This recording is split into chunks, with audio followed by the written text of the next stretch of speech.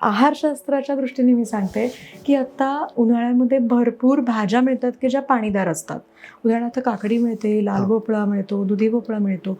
अशा भाज्यांचं सेवन नक्की करायचं. So you will get natural resources of water. Okay. त्याचबरोबर अशी फळं मिळतात, की जी खूप पाणीयुक्त असतात. उदाहरणार्थ खरबूज असेल, टरबूज असेल किंवा जाम असतात. जाम तुम्हाला माहीत असेल, त्याला वॉटर ॲपल म्हणतात. त्याच्यामध्ये पण पाण्याचं मूलतः म्हणजे नैसर्गिकच खूप प्रमाणामध्ये पाणी मिळतं. ताडगोळे बघितले असतील, हो, हो. ते पांढऱ्या रंगाचे असतात. खूप प्रमाणामध्ये पाणी आहे.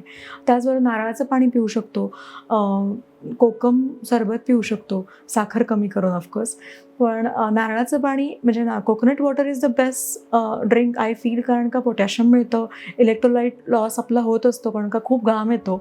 तर आपण दिवसभराच्या आहारामध्ये किमान काकडी, खरबूज किंवा टरबूज ह्याचं सेवन करणं, या भाज्यांचं सेवन करणं आणि फळांमध्ये तर ही सगळी फळं आपण घ्यावीत. आणि स्किनच्या दृष्टीने बघायला गेलं ना, तर मला असं वाटतं की नुसतं आपण जेव्हा सुपरफिशियल काही लावतोय त्याचा थोडाफार फायदा होईलच, पण आपण जर नीट आहार खाल्ला तर त्याचा अजून फायदा होईल.